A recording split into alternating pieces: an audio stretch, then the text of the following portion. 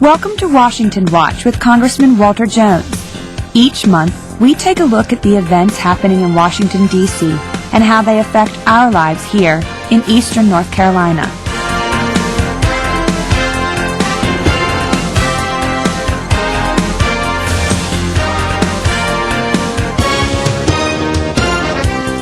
And now, here's your Congressman, Walter Jones.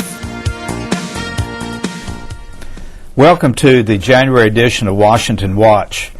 Today we're going to do something a little differently than normal. I've decided, because of all the issues facing the people of the 3rd District of North Carolina, that I would ask Glen Downs, my Chief of Staff, who's been with me 15 years, to have a conversation about the issues that he hears about, I hear about, and our staff, quite frankly, in Greenville, as well as in Washington, D.C. Glen, I'm glad to have you on this edition of Washington Watch, and Happy New Year. Happy New Year, Congressman. Thank you once again for having me back. And as you indicated, we've been doing these for quite a long time, a slightly different format, and it occurred to me that it might be a good idea, since we have a little bit more time this month, to just, if you could, for people who are perhaps new to Eastern North Carolina or new to following Congress, talk a little bit about the 3rd Congressional District. Just describe it, if you would, for people that are sort of new to the area and might just be in one part of the 3rd District. Glen, thank you, because to a lot of people, they don't realize that the 3rd District makes up 17 counties, and it goes all the way, including Currituck County, which borders on the Virginia border with North Carolina, and all the way and down the coast, including certainly Carteret County, Onslow County, and counties in between. So there are 17 counties that make up the 3rd District of North Carolina, and it's a great district to represent. It's like any district in America. There are a lot of issues facing the people of the 3rd District, but I do know that a large number of people that I've met here in Washington, D.C. enjoy going down to the coast of North Carolina in the spring, summer, and early fall.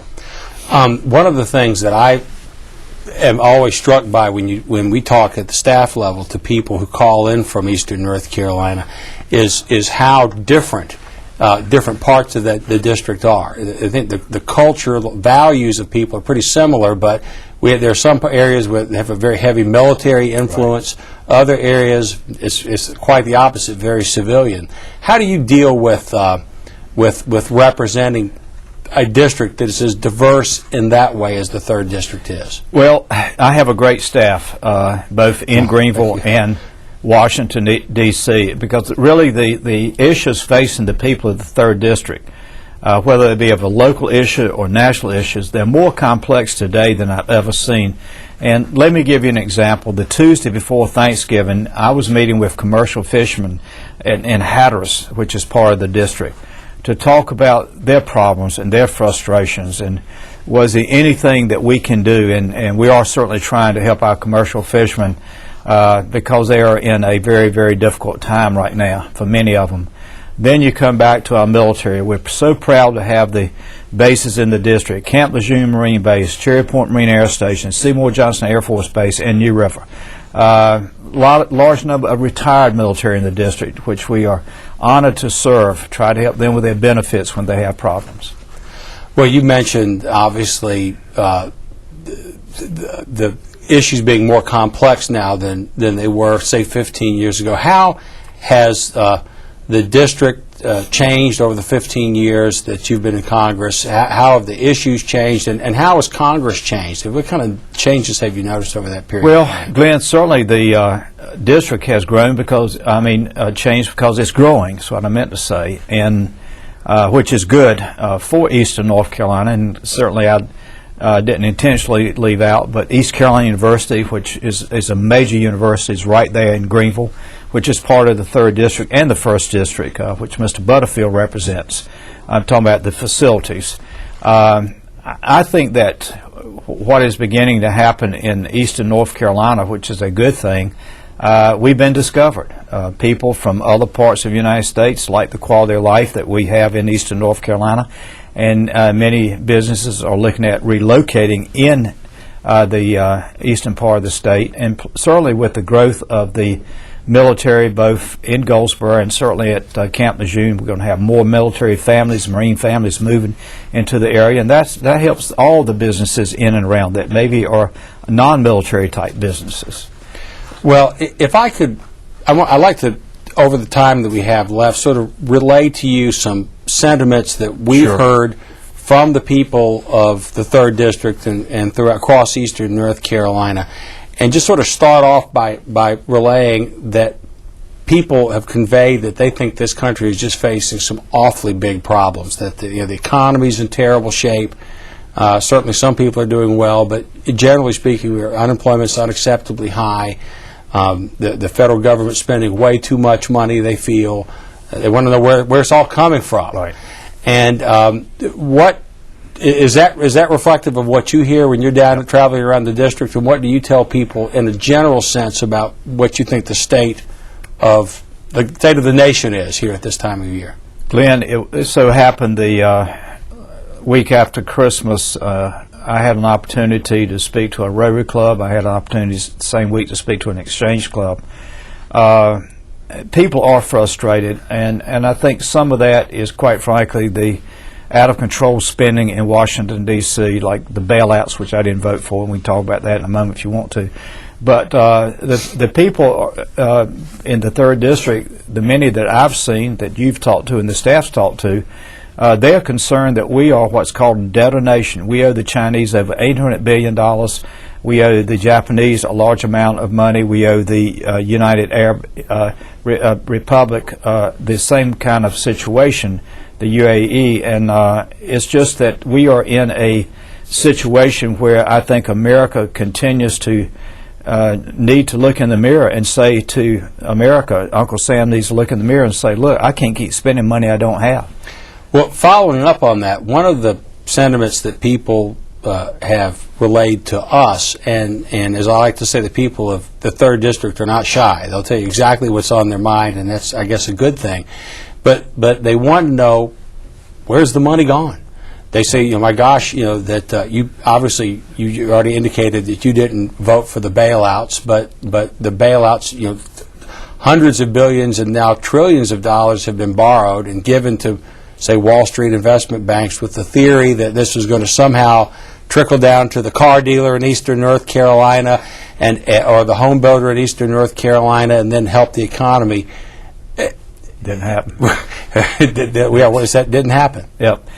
Glenn, that's part of the frustration that we are hearing that you just made reference to. I see business people almost every day when I'm home, and I look forward to chatting with them and learning their issues.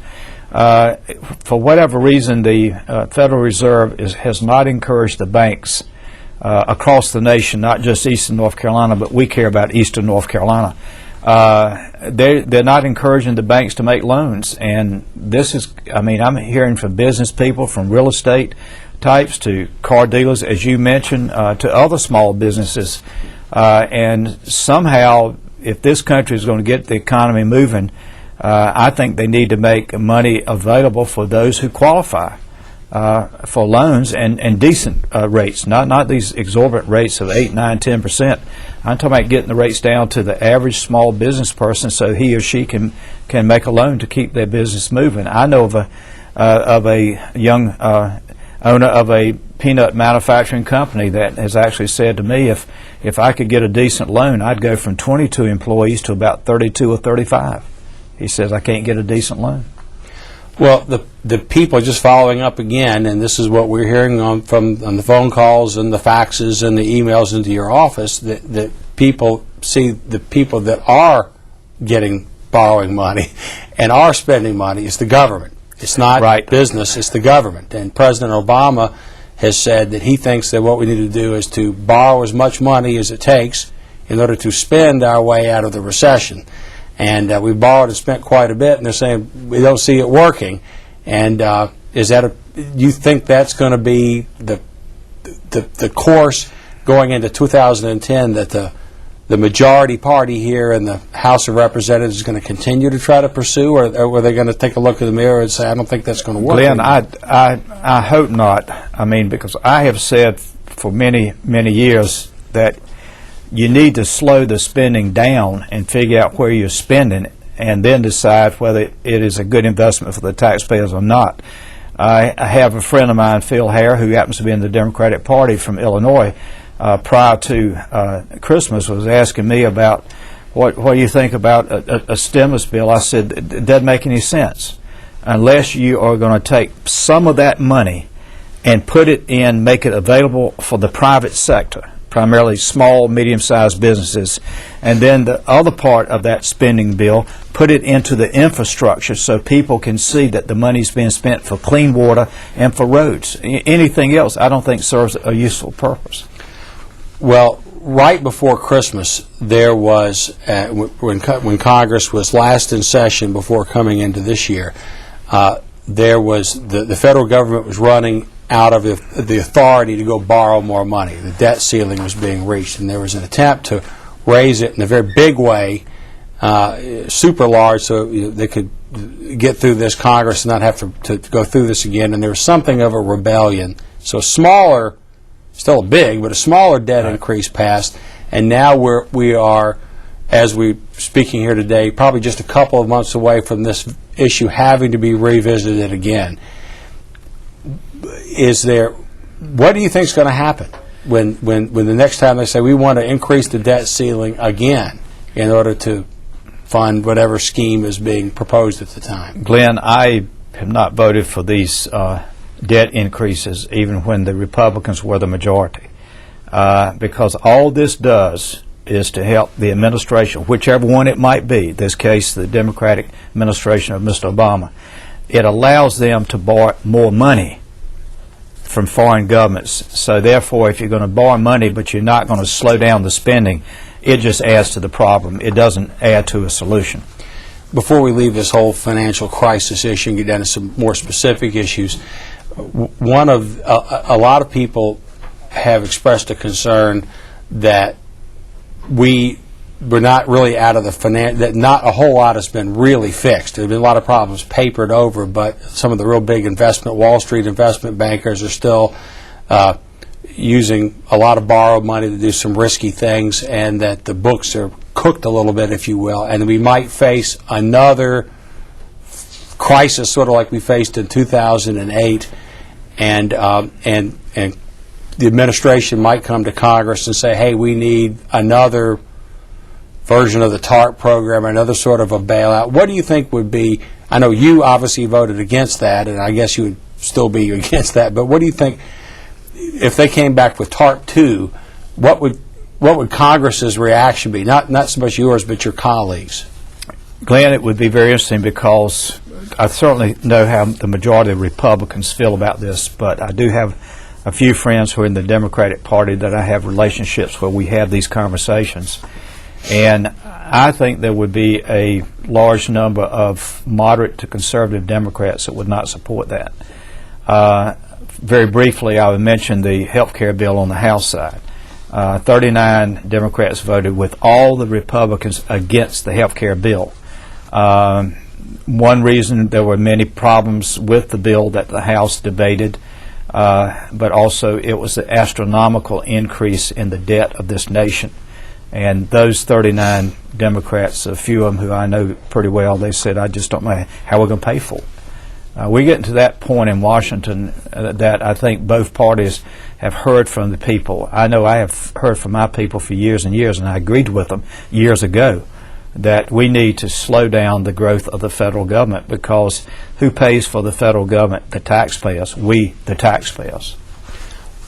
Health care. You just mentioned health care, and boy, do people have concerns and opinions about that, and a lot of concern about what's going to happen going forward. As we're speaking here today, one of the big issues is that since the House passed one version, Senate passed a different version, and now the leadership, the majority party, the Democratic Party leadership in the Senate and the House, and President Obama and his staff are meeting behind closed doors with no one else around to hammer out what would be a compromise proposal that would then be sent back to both houses of the Congress. And people want to know, why can't they see that? Why is that not on C-SPAN? And what have you heard about that, and what's your position on that? Glenn, I have felt that when you're talking about a major change to the way the American people do business, in this case health care, I believe that the more that you can bring the terminology is sunshine in, let the American people see what you're doing, because this is their government. And I signed a letter and wrote a letter and asking that the C-SPAN be permitted to go into that room where the leadership is meeting and let the American people see how a final bill is going to be drafted between the House and Senate. I think it's critical to good government. I sincerely believe that the more the people understand about their government, the better informed the people are, the better the government will be. Well, a lot of people have even really more specific questions about the health care situation that we at the staff level, and probably you as a member of Congress, can't answer as we are speaking today about how this will specifically affect them. We're having a hard time answering because we don't know what's going to come out of that closed room. But a couple of the questions that have been really prevalent and coming into your office have dealt with two current, what's going to be the effect on two current programs, one for the Medicare program and then the health medical program, insurance program for military veterans and active duty, the TRICARE program. Based on what you know, what can you say about how Medicare recipients might be affected by this, let's call it the Obamacare program? Well, Glenn, everything that we know today is that I am concerned that there will be cuts coming to Medicare. In fact, last week I had a lady from Greenville to come into my office in Greenville, and her concern was Medicare and what she was hearing about cuts.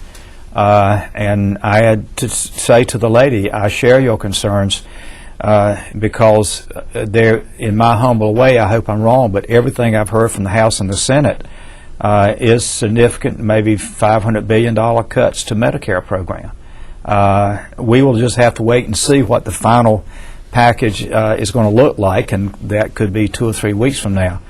But I am concerned because we know if you never even passed a health care bill, if there was no health care bill, the actuaries have already said in the next 7 years, Medicare is going to be bankrupt. So even if we didn't have this health care debate, but just talked about the future of Medicare, it is in financial trouble. Within 7 years, it could be bankrupt. We get calls in your office frequently about from people who perhaps have moved into Eastern North Carolina, discovered Eastern North Carolina, that are senior citizens and they're on Medicare, but so they don't already have a doctor, and so they're having a difficult time finding a doctor who will take them because of the rates of reimbursement for Medicare. So they said, hey, I theoretically have access to this health insurance, but in reality, I don't really have it because I can't find somebody to take it. And then they want to know is, how can we put 30 million more uninsured people into that system and the doctors don't see me now? And how is this all what's this going to mean for me at a real level, not just about cutting spending, but it might be, hey, there's a doctor out there and they take Medicare, but I got to get in a line that's so long, what's happening is my health care is being rationed. You're right. I have to answer you that in that form, because there is no question that the way this country is going right now, that many of these of our doctors, many probably right now, I don't know this for a fact, are thinking in med school, I don't know if this is really what I need to be doing or not. But there will come a time, if we're not careful, that there will be rationing, in my humble opinion, of health care. I don't want to see that happen. I know the majority of the people don't want to see that happen, but if we're not careful, we're going to make a serious, serious mistake. The word on Capitol Hill is that as soon as the Medicare, the health care bill, the Obamacare bill, is disposed of one way or the other, the next issue, that the big issue that congressional leaders are talking about bringing up is immigration reform, amnesty, which would include some form of amnesty for illegal aliens, some way to make people who came here illegally legal, sort of backwards, right. and very controversial issue. So just straight up, can you tell people in Eastern North Carolina where you stand on that Well, issue? I have been opposed to amnesty for 15 years. I still am opposed to amnesty. It's breaking the law and you're getting rewarded. I just don't think that will keep America strong if we go down that path. My feeling is I believe it's going to be hard for the Senate and the House to pass a bill that's got amnesty in that bill. I really do. I know that a couple of years ago, Senator McCain was on a bill in the Senate that got through the Senate. I believe it did, or maybe it stopped, but it didn't get through the House. We need to really, in my humble opinion, slow that train down. And if you're not going to deal, you must look at this in the totality. And yet, I must say again, I'm opposed to amnesty. I just don't think that's the way to go. Well, it's a separate issue, but it's a related issue, and that's the border with Mexico. And most of the people who are the undocumented aliens or illegal aliens that were here, they may not be either from Mexico or they walked here through Mexico, and that seems to have kind of the border issue at one point was very hot, and people were talking about building a fence on the border and what are we going to do to stop people from coming across, and now that seems to have receded, at least in the news. Yeah. You're on the Armed Services Committee. You go to classified briefings, and I know you can only talk about so much of that. But what is your view of the status of the border with Mexico and how secure that is or not secure that is these days? I think it's still a very, very serious problem. I don't think that we've been able to do what needs to be done. I mean, I've had military people to tell me themselves that maybe we need to put the troops on the border with Mexico rather than have them overseas. It is a serious problem. The drug cartels down there are well armed. They are still doing some type of challenging on the border. They drive up to the border. They have their sophisticated weapons. They fire into America. I mean, this is testimony by American citizens who have seen this happen and not been part of a firefight, but they've seen the firing of the weapons. It is a real serious problem. It's like many things in this country. We need to do a better job of securing our borders. I've always said I'm more concerned of Al-Qaeda coming from south of the border than I am from Afghanistan. Is there any evidence that that's a real threat? Well, there's evidence that there is terrorism south of the border. That has been made public, and you were right, I've been in classified hearings where I've got more information about that potential problem than I can say on this show. But it is, if you can't protect your borders, I don't know how you can guarantee the American people that we're going to make sure that you're protected. Well, speaking of protection, one of the issues that's been in the news very recently, as we're talking here today, and I'm sure will still be in the news as people see this show over the next few weeks, is the so-called underwear bomber. After almost a decade now of all the heightened airport security and screenings and no shoes on airplanes and empty all your bottles before you go on, we've gotten an awful lot of calls saying, how did this happen? How did someone whose father had called and said, hey, this guy's a problem, who didn't have a passport, paid cash for a one-way ticket, and he still just walks on an airplane and just good fortune, I guess, or divine providence kept 300 people from being blown up in an airplane coming into the country. Well, what's up with that? Well, in my opinion, there are two problems. One, is the country where the individual was able to board the airline. They apparently had very, very poor security measures. And secondly, if this father had notified our embassy or our State Department, then they dropped the ball as well.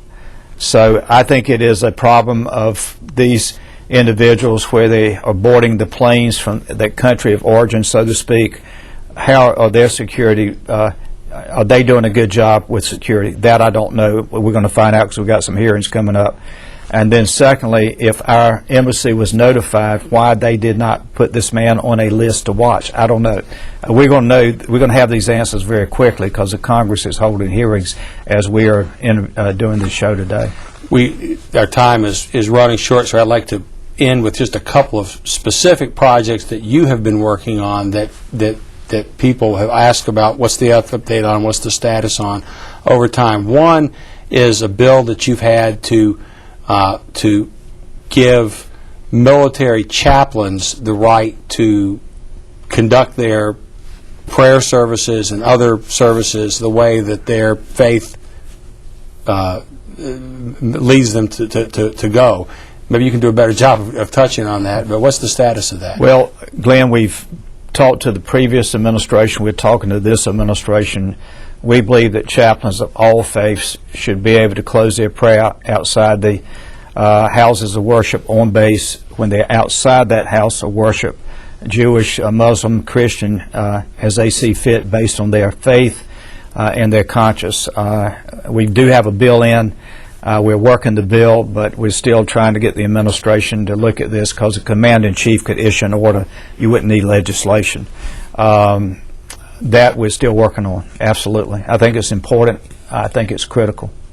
And one last thing before we close, you have for a number of years had a legislation that has passed the House and still working on it that would rename. Obviously, we've got a lot of active duty and retired Marines down in eastern North Carolina to rename the Department of Navy and Marine Corps.